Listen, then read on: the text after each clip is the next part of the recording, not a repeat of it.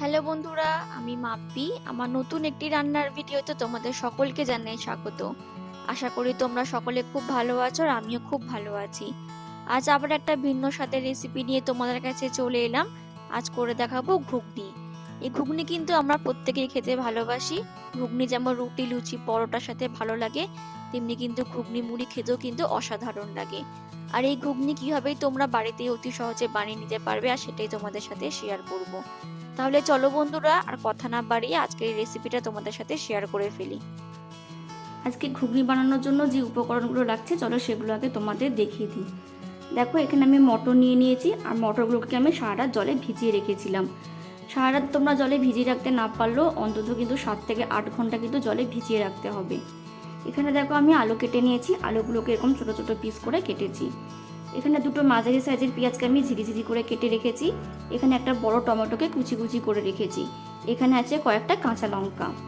এদিকে দেখো কী কী আছে। এদিকে আছে নুন, হলুদ গুঁড়ো, লঙ্কা গুঁড়ো, জিরে গুঁড়ো, ধনে গুঁড়ো, চিনি, আদা রসুন বাটা, একটা তেজপাতা, আর আছে গুঁড়ো গরম মশলা। আর আজকের এই রান্না করতে আমাদের সর্ষের তেল লাগবে। তাহলে এই হচ্ছে আজকে রান্নার উপকরণ।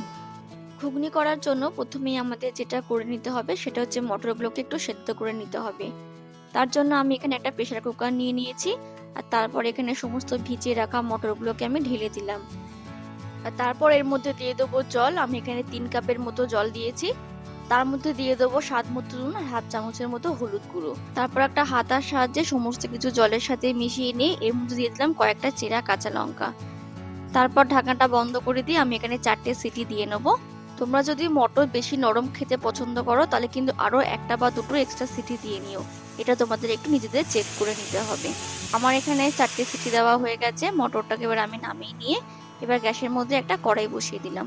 তারপর কড়াইটাকে একটু ভালো করে গরম করে নিয়ে এর মধ্যে দিয়ে দেবো সর্ষের তেল। তারপর তেলটাকেও একটু গরম করে নেব। তেলটা যখন খুব ভালো করে গরম হয়ে যাবে তখন খুন্তি দিয়ে তেলটা কড়ার চারপাশে এইভাবে একটু স্প্রেড করে নেব।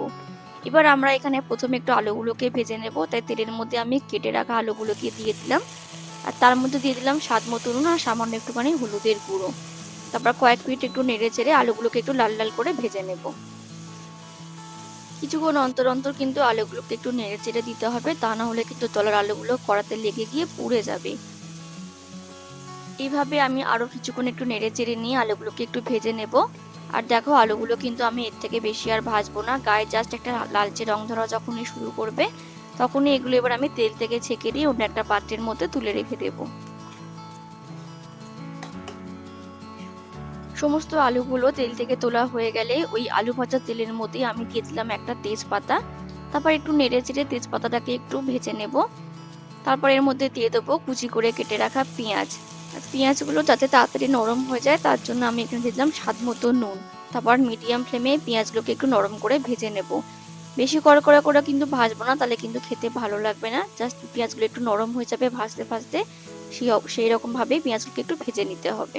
তারপর দেখো, পেঁয়াজগুলোকে আমি ভেজে নিয়েছি। এর থেকে বেশি আর ভাজবো না। জাস্ট গায়ে একটা লালচে রং ধরা শুরু করবে তখনই এবার আমি এখানে দিয়ে দেবো টমেটো কুচি, আর তার সাথে দিয়ে দেবো আদা রসুন বাটা, হাফ চামচের মতো হলুদ গুঁড়ো, ঝালের পরিমাণ অনুযায়ী লঙ্কার গুঁড়ো, হাফ চামচ জিরে গুঁড়ো, হাফ চামচ ধনে গুঁড়ো, আর সামান্য একটুখানি চিনি। সবশেষে সামান্য একটুখানি জল দিয়ে ভালো করে এবার মশলাটাকে কষিয়ে নেব, ততক্ষণ না মশলা থেকে কাঁচা গন্ধটা পুরোপুরি চলে যাচ্ছে। তারপর দেখো, 2 মিনিটের মতো সময় নিয়ে আমি মশলাটাকে খুব ভালো করে কষিয়ে নিয়েছি। আর দেখে বুঝতেই পারছো এটা কিন্তু খুব ভালো করে কষানো হয়ে গেছে, তেলগুলোও ছেড়ে দিয়েছে, আর টমেটোটাও কিন্তু খুব ভালোভাবে মশলার সাথে মিশে গেছে। এবার এখানে দিয়ে দেবো আগে থেকে ভেজে রাখা আলুগুলো। তারপর আলুর সাথে ভালো করে মশলার সাথে একটু নাড়িয়ে চাড়িয়ে নিয়ে আরো কিছুক্ষণ একটু কষিয়ে নেব।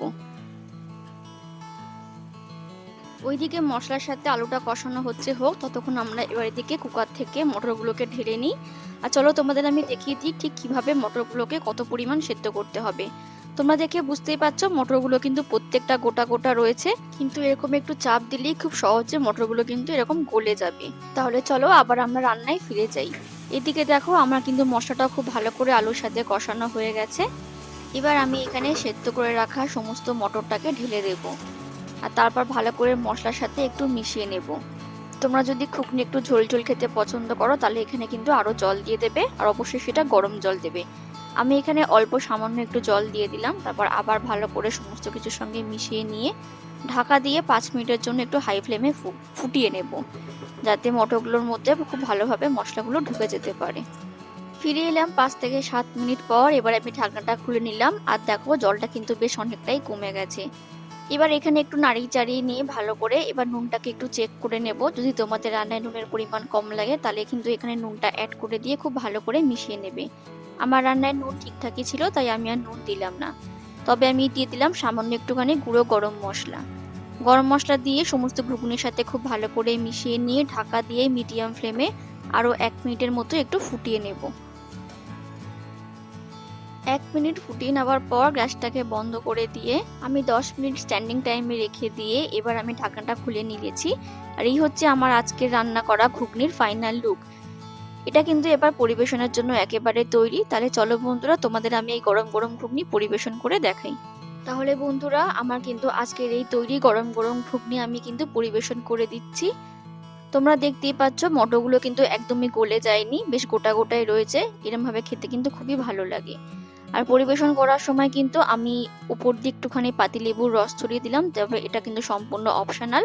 আর তার সাথে দিয়ে দিলাম একটু পেঁয়াজ কুচি আর কাঁচা লঙ্কা কুচি। এইভাবে টক একটু পেঁয়াজ কুচি লঙ্কা কুচি যদি ওপর থেকে ছড়িয়ে দাও তাহলে কিন্তু খেতে বেশ ভালো লাগে। তাহলে বন্ধুরা, আমার এই আজকে ঘুগনি কিন্তু একেবারে তৈরি হয়ে গেছে। ঘুগনি সাধারণত রুটি লুচি পরোটা যে কোনো কিছুর সাথে খেতে কিন্তু খুবই ভালো লাগে, এছাড়াও শুধু মুখে বা মুড়ি দিয়ে খেতে কিন্তু খুবই ভালো লাগে। তাহলে বন্ধুরা, আমার এই আজকের রেসিপি তোমাদের কেমন লাগলো প্লিজ কমেন্ট করে জানিও। ভালো লাগলে একটা লাইক করে দিও, আর আমার চ্যানেলটাকে সাবস্ক্রাইব করে দিয়ে আমার পাশে থেকো।